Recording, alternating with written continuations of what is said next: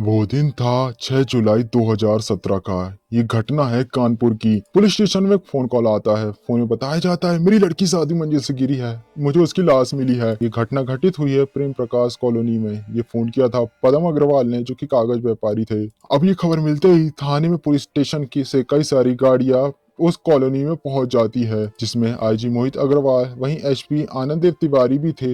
इनके साथ कई सारे उच्च अधिकारी वहां पर पहुंच जाते हैं। सभी लोग काफी ज्यादा चिंता से घिरे हुए थे। फॉरेंसिक टीम भी यहाँ पर आई हुई थी। वहीं कई सारे थाने से पुलिस अधिकारी भी घटनास्थल में पहुंच चुके थे। इन सभी के सामने पड़ी हुई थी एक 27 वर्षीय लड़की की लाश जो कि काफी बुरी हालत में थी। उसका चेहरा पूरी तरीके से खराब हो चुका था। वहीं शरीर के कई सारी हड्डियां भी टूट चुकी थी, जिसे देखकर सभी लोग डर चुके थे कि ये सब कैसी घटना घटित हो गई। ये एक ऐसी दर्दनाक घटना थी जिसमें एक पढ़ी लिखी चुलबुली सी खूबसूरत सी लड़की की जान ले ली। और तो और ये घटना उसके जन्मदिन के दिन ही घटित हुई थी। अब क्या एक हादसा था या फिर यह एक मर्डर है, जिसके बारे में किसी को भी नहीं पता। तो चलिए समझते हैं इस हादसे को। और अगर ये कोई मर्डर है तो किसने इस प्यारी सी लड़की को मार दिया, आखिर उसने इसे क्यों ही मारा होगा। सो गाइस, आई होप आपने मेरे इस चैनल को सब्सक्राइब कर लिया होगा। अगर नहीं तो प्लीज मेरे चैनल को सब्सक्राइब करना ना भूलें। प्लीज इसे सब्सक्राइब जरूर करें, क्योंकि आपका एक एक सब्सक्रिप्शन मुझे मोटिवेट करता है। सो गाइस, ये कहानी है हर्षिता अग्रवाल की। इस कहानी में कुछ मुख्य किरदार हैं। इसमें 4 मुख्य किरदार हैं, जिसमें हर्षिता अग्रवाल, उसका पति उत्कृष्ट अग्रवाल, उसका ससुर सुशील अग्रवाल, वहीं उसकी सास रानू अग्रवाल। 6 जुलाई 2019 की एक घटना है, जहां पर 11:31 में सुबह कागज व्यापारी पदम अग्रवाल ने एक फोन कॉल आती है, जहां पर फोन किया था किसी और ने नहीं बल्कि उनकी बेटी हर्षिता अग्रवाल ने। हर्षिता काफी ज्यादा डरी हुई थी। वह फोन में बोलती है, पापा मुझे बुला लो, मेरी सास मुझे झाड़ू से मार रही है, और तो और मेरे ससुराल वाले शायद मुझे जान से मार देंगे। पदम अग्रवाल तुरंत ही हर्षिता के ससुर को फोन करते हैं, पर वो उनसे बात नहीं कर पाते। पिता पदम अग्रवाल अब हर्षिता के घर में पहुंचने के बारे में विचार कर ही रहे थे कि तभी 12:42 में दोपहर फोन आती है। पर इस बार उन्हें फोन किया था उनके ससुर, उसकी बेटी के ससुर सुशील अग्रवाल ने। उन्हें एल्डोराडो के अपार्टमेंट में अपने आवाज में तुरंत ही आने के लिए कहते हैं। पदम अग्रवाल अपनी पत्नी संतोष अग्रवाल और दीपिका के साथ वहां पर पहुंच जाते हैं, पर जब जाकर वो जो देखते हैं वह काफी ज्यादा हैरान हो चुके थे। उनकी दुनिया ही पलट चुकी थी। वह देखते हैं उनकी बेटी हर्षिता की लाश। हर्षिता के ससुराल वालों का कहना था कि ये एक आत्महत्या की घटना थी। पुलिस काफी डीपली जांच पड़ताल करती है, और जांच के बाद जो पुलिस को पता चलता है वह सबको हैरान कर देता है। आप भी काफी ज्यादा हैरान हो जाएंगे। हालांकि जो अपराधी होते हैं वह कुछ भी कर ले, वो बच नहीं सकते। पदम अग्रवाल जो अपने परिवार के साथ सरोजिनी नगर के मोती विहार में रहा करते थे। उनके परिवार में उनकी पत्नी थी, जिनका नाम संतोष था, और तो और उनकी 2 बेटियां थीं जो काफी ज्यादा पढ़ी लिखी हुई थी। बड़ी बेटी दीपिका, जिनकी शादी हो चुकी थी, वह अपने परिवार के साथ काफी ज्यादा खुश थी। वहीं उनकी जो लाडली बेटी थी छोटी हर्षिता, जिसका जन्म 7 जुलाई 1991 में रविवार के दिन हुआ था, कि काफी ज्यादा शौकीन लड़की थी। वह अपना करियर बनाना चाहती थी, इसलिए उसने मुंबई के एक कॉलेज में एमिनेशन पर ग्रेजुएशन किया था। अब खाली बैठना उसे बिल्कुल भी पसंद नहीं था, तो वह पास के ही ग्रेजुएशन के बाद वहीं के एक स्कूल डीएसपी कल्याणपुर में पढ़ाने का काम किया करती थी। वहीं पिता पदम अग्रवाल, जो कि अपनी बेटी को भी ससुराल भेजना चाहते थे, उसकी जिंदगी बनाना चाहते थे। जैसे कि उनकी बड़ी बेटी दीपिका अपने ससुराल में काफी ज्यादा खुश थी, वे चाहते थे कि ठीक उसे तरीके से उनकी बेटी भी खुश रहे। पर उन्हें कोई भी लड़का पसंद नहीं आता। वे काफी ज्यादा ढूंढते हैं, फिर उन्हें कानपुर का एक लड़का उत्कर्ष अग्रवाल पसंद आता है। उत्कर्ष के पिता सुशील अग्रवाल, जिनकी फिलामेंट प्राइवेट लिमिटेड नाम से एक बड़ी सी कंपनी थी जो पॉलिएस्टर धागे बनाया करती थी, जो कि कानपुर के कोना थाने क्षेत्र में एल्डोराडो अपार्टमेंट के एक फ्लैट में रहा करते थे। उनके परिवार में थे उनकी पत्नी रानी अग्रवाल, उसके अलावा उनके 2 बच्चे भी थे, उसका बेटा उत्कृष्ट और बेटी परिधि भी थी। उत्कृष्ट के पिता, जिनका काफी अच्छा व्यापार था और उन पर किसी तरीके की कोई भी जिम्मेदारियां नहीं थी उत्कृष्ट पर, अब यहाँ पर पदम अग्रवाल जी को ये रिश्ता पसंद आ जाता है। वहीं हर्षिता की माँ रानू अग्रवाल को पहले से ही जानती थी। लोगों का मानना था कि काफी ज्यादा तेज थी, पर हर्षिता की माँ का ये सोचना था कि हर औरत को ऐसा ही कहा करते हैं जो पढ़ी लिखी होती है, और ये लोग शादी के लिए तैयार हो जाते हैं। बहुत ही जल्द 25 साल की खूबसूरत सी लड़की हर्षिता ने उत्कृष्ट से शादी करने के लिए भी हाँ बोल दी। बहुत ही जल्द दोनों ही परिवार अब 24 जनवरी 2017 को शादी फिक्स कर देते हैं। होसा रिजॉर्ट में इनकी जस्टिनिंग वेडिंग होती है। इस शादी में कानपुर शहर के उद्योगपति, इसके साथ ही कई सारी हस्तियां भी शामिल थे। शादी में शादी बहुत अच्छे से संपन्न होती है, पर हैरान कर देने वाली बात तो ये थी कि दूल्हे का परिवार शादी से जुड़े हर एक खर्चे का पेमेंट लड़की ही वालों को करने के लिए कह रहे थे। यहाँ तक भी अपने खर्चों को भी लड़की वालों को ही करने के लिए देते हैं। ये सारी चीजें पदम अग्रवाल और उनकी पत्नी संतोष अग्रवाल को काफी ज्यादा अजीब लगता है, पर वे लोग अपनी बेटी के लिए यहाँ पर कुछ भी नहीं कहते। ये शादी में कहा जाता है कि 50 लाख के आसपास खर्चा हुआ था, पर अब जो होने वाला था किसी ने नहीं सोचा था। शादी के 6 महीने के बाद हर्षिता के ससुराल वाले उसे पैसे की मांग करते हैं। वे हर्षिता को कहते हैं, हमारी फैक्ट्री की मशीनें की लोन को चुकाने के लिए तुम्हें अपने पापा से 2 करोड़ रुपए मांगने चाहिए, तुम्हें ये करना ही होगा, वैसे भी तुम्हारे पापा के पास बहुत ज्यादा पैसा है। हर्षिता जो ये बात सुनकर काफी ज्यादा हैरान हो चुकी थी और उसने साफ ही मना कर दिया था ऐसा कुछ करने के लिए। वो दिन था जिस दिन से शुरुआत होने वाली थी अत्याचारों की, जो कि हर्षिता के ऊपर होने वाले थे। उनके घर पे मेड थी, नौकरानी, पर फिर भी रानू अग्रवाल हर काम हर्षिता से ही करवाया करती थी। मेहमानों के सामने वह उसकी बहुत ज्यादा बेइज्जती किया करती थी। और तो और हर्षिता का पति उत्कर्ष, जो कि उसका पति था जिसने उससे वचन निभाया था साथ जीने के मरने का, वह यहाँ पर उसकी कोई भी हेल्प नहीं करता। और तो और वो अपनी माँ का ही साथ दिया करता था। हर्षिता के माता पिता काफी ज्यादा शॉक्ड और हैरान थे। हर्षिता की खुशी जा चुकी थी शादी के बाद। वे हर्षिता से पूछा करते थे कि इसके पीछे का कारण क्या है, पर जब उन्होंने हर्षिता को कसम दिया तब उसने बताया कि ससुराल में उसे परेशान किया जाता है। और तो और वे लोग कहते हैं कि वे 2 करोड़ रुपए उसके पिता से मांग कर लाएं। और ये बात सुनने के बाद हर्षिता के माता पिता ने हर्षिता से उसको छोड़ देने के लिए कहा, पर यहाँ पर वो कहती है अपने परिवार से कि नहीं पापा, थोड़े दिनों की बात है, उत्कृष्ट से मैं बहुत ज्यादा प्यार करती हूँ, बहुत जल्द सब कुछ ठीक हो जाएगा। पर उसे क्या पता था कि ये तो कभी ठीक होने ही वाला नहीं था। उत्कृष्ट की बहन परिधि भी अपनी एक लड़की होकर अपनी भाई के साथ परिधि एक लड़की होकर अपनी भाभी के साथ अत्याचार करना शुरू कर देती है। यहाँ पर वह अपनी भाभी की हेल्प नहीं करती।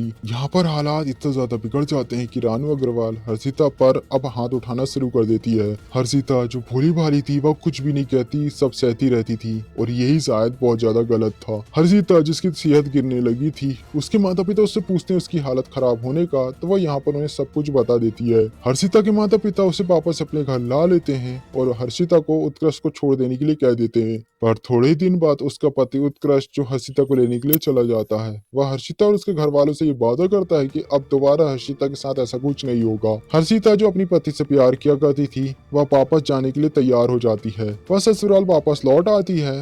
हर्षिता के वापस आने के बाद थोड़े दिनों तक सब कुछ ठीक रहता है, पर उसके ससुराल वाले अब उसके साथ कुछ अलग ही करने वाले थे। अब उसे वे लोग परेशान करना शुरू कर देते हैं। अब उसकी ननद जो परिधि थी उसकी शादी होने वाली थी और इस पर हर्षिता के ससुराल वाले उस पर दबाव बनाते हैं कि वह अपने माँ बाप से 25 लाख रुपए मांगे, जिससे वे अपनी ननद की शादी करेंगे।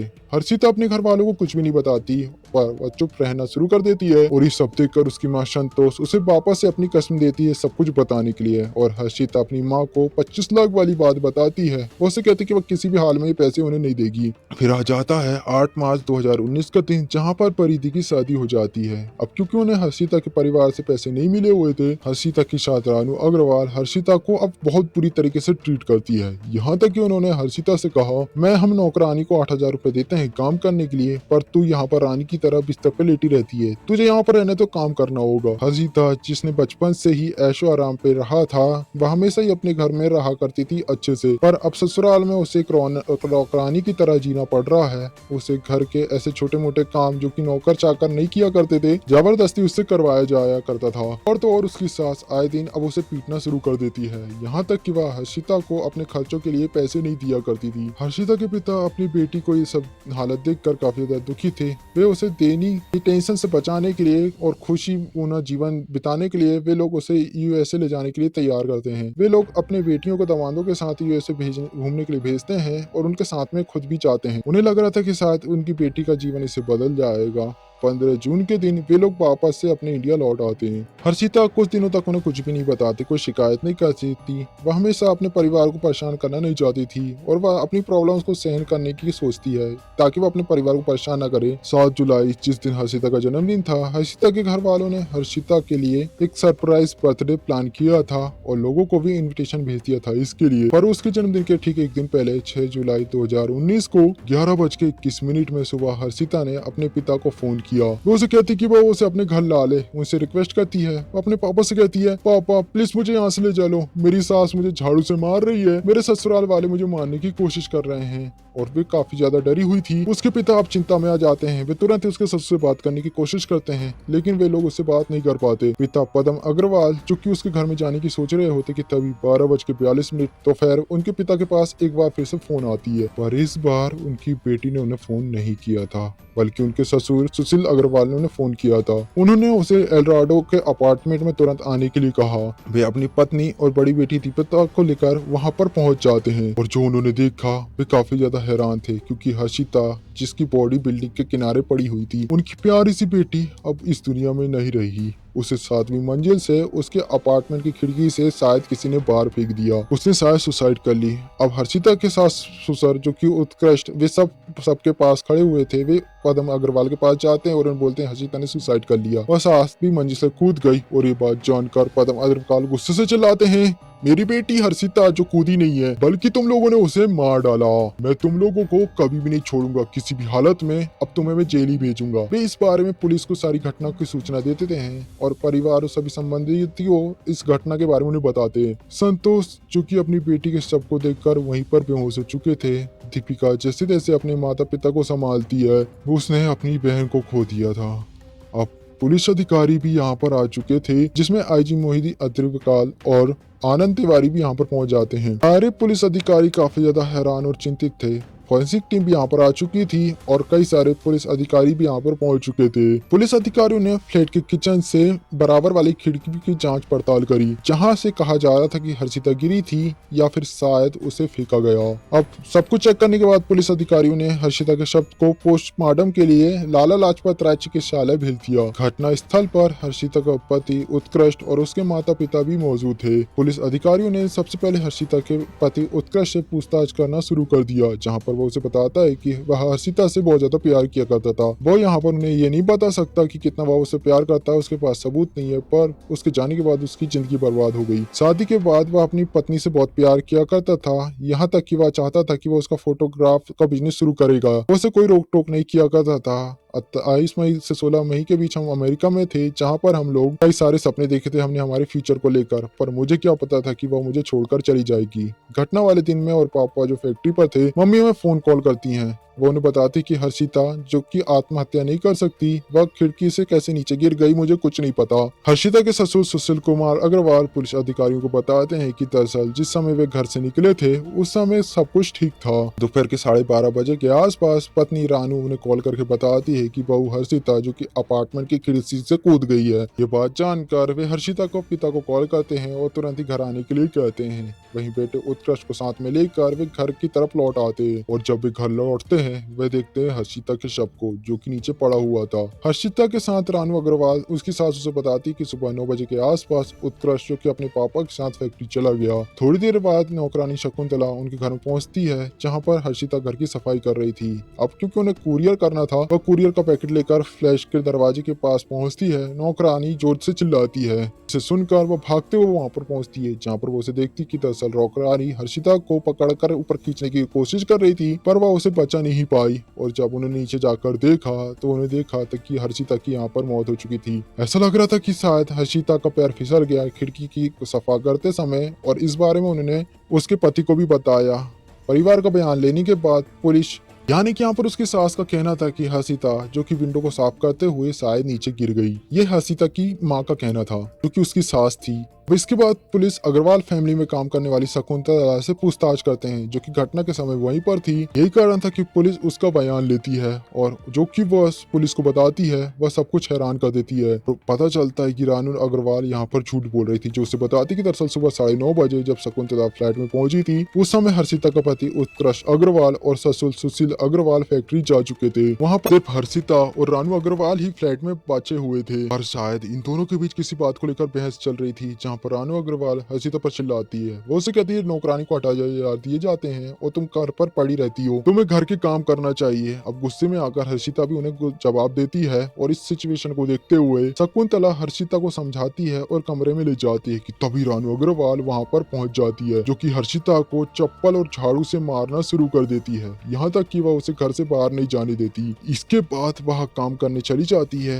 और जब वह काम कर रही थी तभी 12:30 बजे के आसपास उसे रानू की आवाज सुनाई देती है, जिसे सुनकर वह जब उसकी तरफ जाती है वह देखती है कि हर्षिता जो खिड़की से नीचे लटकी हुई थी। नौकरानी जो कि उसे ऊपर खींचने की कोशिश कर रही थी वह ऐसा नहीं कर पाती और रानू अग्रवाल जो कि बस पीछे खड़ी हुई उसे देख रही थी। यहाँ पर वह अपनी बहू को बचाने की कोशिश नहीं करती, यहाँ पर उनकी हेल्प नहीं करती। नौकरानी शकुंतला जब पुलिस को बयान देती है, थाना अधिकारी पुलिस अधिकारी के आदेश करती है और पुलिस अधिकारी जो कि रानू अग्रवाल को अरेस्ट कर लेती है। बहुत ही जल्द पुलिस के हाथ एक और सबूत लगता है, जो कि एक सीसीटीवी फुटेज थी, जहां पर हर्षिता की सास रानू अग्रवाल बहू की लाश के पास पहुंचकर अपनी पति को कॉल करती है। वह उसे बोलती कि वह खत्म हो चुकी है, वह खिड़की से नीचे गिर गई है। वह लाश के पार से कार की चाबी और फोन को उठाती है और वहां से चली जाती है। और ये सारी खबर जो कि कानपुर के मीडिया चैनल और अखबार पर पूरी तरीके से फैल जाती है। कई सारे लोग बाहर आते हैं जो कि घटना के बारे में बातें करते हैं और हर्षिता को इंसाफ दिलाने के लिए आंदोलन करते हैं। हर्षिता के परिवार ने उसके सास ससुर ननद के खिलाफ कोहना के पुलिस स्टेशन में रिपोर्ट दर्ज कराई। FIR उन्हें दर्ज कराई है।